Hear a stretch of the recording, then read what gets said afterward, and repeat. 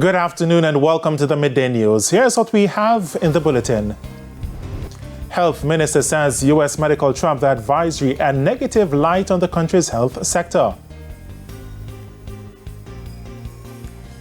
Not perturbed, South Manchester MP slams announcement of Peter Bunting's challenge. And later in sports, record partnership keeps Windies' hopes of levelling series alive against Australia.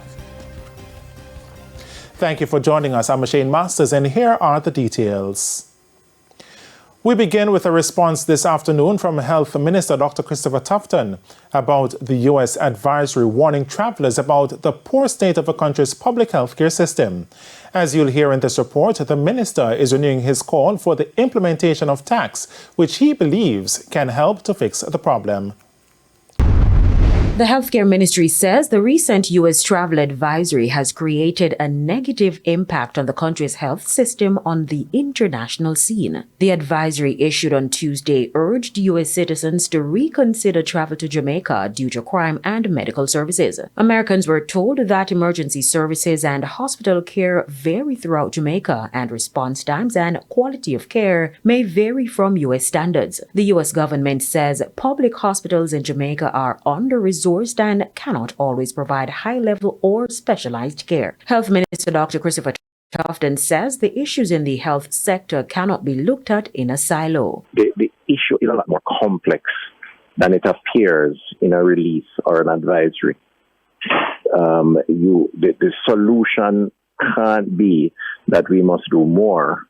The solution has to recognize why there is an inadequacy to the extent that there is, and how collaboration between public, private, and indeed between jurisdictions can address that inadequacy. And it holds true for Jamaica as it does for many other small island states within the region, and indeed even some of the larger countries. And again, an appeal for a health insurance tax for all visitors to the island. It is not unusual. It occurs in other jurisdictions like in Europe, where that tax is required. And if that were in place, maybe we could have a more efficient response, because maybe that tax could be used to train more people and perhaps provide more facilities. Opposition spokesman on health, Dr. Alfred Dawes, says the advisory is a wake-up call for all Jamaicans about the state of the country's healthcare system. Kerry-Ann Simpson, TVJ News. The general election may be some time away, but the battle for South Manchester is becoming more interesting. The sitting member of Parliament, Robert Chin, says he's taken note of Senator Peter Bunting's declaration that he will return to the seat to the PNP. The Member of Parliament for South Manchester says he's not perturbed by a challenge from the PNP's Peter Bunting at the next general elections. Senator Bunting made the announcement in Porus on the weekend that he will be on the hunt to recapture the one safe seat for the PNP. He told party supporters that the current Member of Parliament, Robert Chin, since elected has been underperforming. Hence, it's time for a change. Mr. Chin, however, says he will not be backing down from the challenge. He says his record is untarnished. For me, I am excited that he's coming to South Manchester. People know him and what he has to offer, and that will work against him. My performance after 3 years in office speaks for itself. Mr. Chin says if Senator Bunting's record was impeccable, then he would have remained in the lower house following the 2020 elections. He says the loss then of Mr. Bunting to the JLP's Rhoda Moy Crawford was the proverbial writing on the wall. He says that outcome could be similar if he ventures into South Manchester. Some comrades don't want him here. They credit him with single-handedly destroying their beloved party. And the Labourites here are equally motivated to keep him out of the constituency. The South Manchester Member of Parliament described Mr. Bunting as being power-hungry, contending he's only searching for a way to return to the lower house of Parliament. Education Minister Favour Williams says the recent findings of the Programme for International Student Assessment study is nothing new. She says it is consistent with the issues previously highlighted in several other national reports. Speaking on the morning agenda on Power 106, she said the ongoing implementation of the recommendations outlined in the 2021 Orlando-Patterson report will aid in addressing the challenges which exists. She says the Education Ministry is committed to remodeling the sector and providing students with the opportunity to gain a global competitive edge. Coming out of the Orlando-led Patterson report, which looked back in history at other reports that were done on the education system, and implementation didn't follow. We are on a drive to implement those recommendations because of the recognition that we need to transform the education system.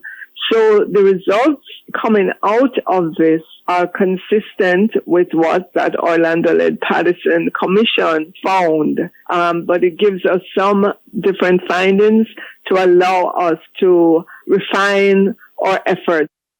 For his part, President of the Jamaica Association of Principals of Secondary Schools, JAPS, Linvern Wright, says while there has been acknowledgement of the shortfalls, that's seemingly where it stops. Things rather than a get-down, roll-the-sleeves approach. Okay, these are the things we need to do. We look at, for example, the transformation, Patterson report.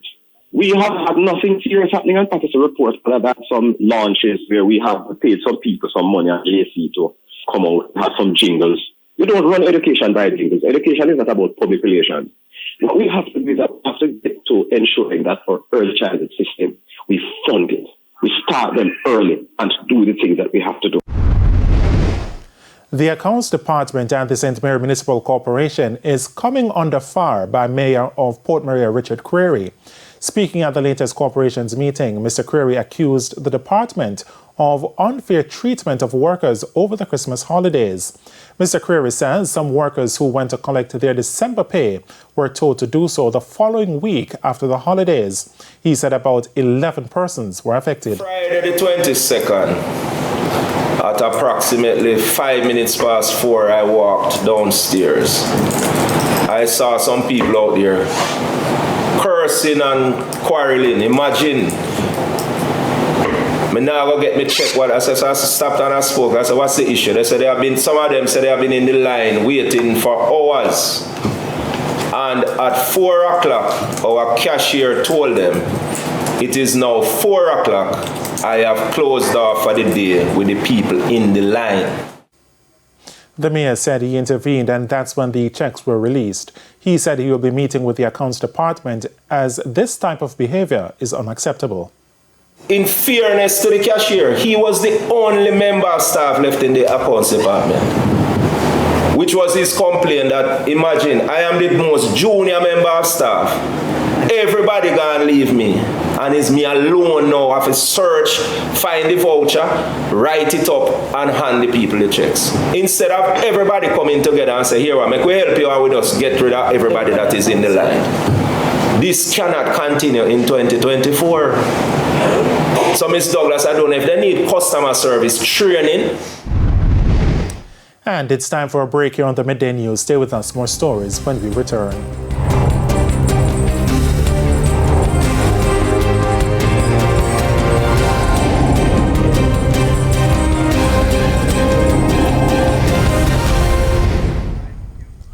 Welcome back to the Midday News. The Tax Administration Jamaica TAJ office in Black River, St. Elizabeth remains closed for a second day to facilitate further investigations into an unidentified chemical scent which resulted in early closure on Wednesday. According to reports, the entire staff had to seek medical treatment. TVJ News understands one of them fainted after complaining about not feeling well. The office was closed and experts from the Ministry of Health called in. Customers are asked to use other branches or visit the TAJ website at www.jamaicatax.gov.jm. And it's now time for the Business Minute. The tourism ministry is lauding the plans of the Panera Group, which owns Bahia Principe Grand Jamaica in Runaway Bay, St. Anne. The planned project will be one of the largest resort and real estate projects in the Caribbean and Latin America. It will include new hotels, villas, and a PGA-certified 18-hole golf course, among other amenities. This is a very exciting project, and it will mark the other dimension to the development of tourism in Jamaica, where what is called the holistic approach, fully sustainable, with all the elements to enable the economic, social, and governance structures in place to provide for growth. Ground is expected to be broken later this year. Further afield, Boeing 737 MAX 9 airplanes could be back in the air soon. The Federal Aviation Administration approved a set of inspection criteria for the plane that would return into service if followed. The FAA also said it will not approve any additional production lines for the 737 MAX until it is satisfied Boeing has satisfied quality control issues. Now, that's problematic for the MAX 7 and MAX 10 variants of the plane, which are still awaiting approval to carry passengers. And that's it for the Business Minute. Time now for the top regional and international stories. In the region, 6 nuns along with 2 other people who were kidnapped in Haiti last week have been released. The Archbishop of Port-au-Prince reported that the group was released late Wednesday and everyone is okay. He, however, declined to say whether a ransom was paid or provide other details, including who was responsible for the latest high-profile kidnapping that prompted religious leaders to issue a scathing letter criticizing the government for its inaction toward Haiti's surge in gang-related violence. On the international scene, a Russian court on Thursday sentenced a woman to 27 years in prison for a cafe blast that killed a prominent pro-war blogger after he was given a statue of himself that later exploded. 26-year-old Daria Trepova was convicted of carrying out a terrorist attack and illegal trafficking of explosives. She denied the charges, insisting that she didn't know the statue contained a bomb. The sentence is one of the harshest imposed on a woman in Russia's history. And tens of thousands of Argentines have joined protests in the first major challenge to President Javier Milei's plans to slash workers' rights. Large crowds gathered in the heart of Buenos Aires and other cities for demonstrations called by the General Confederation of Public Union. Despite the strikes, Milei's government has vowed to stick to its reform plans. And those are the top regional and international stories. I'm Carrie Ann Simpson. And we head to a quick break. When we come back, Jordan Ford will have your midday sports report.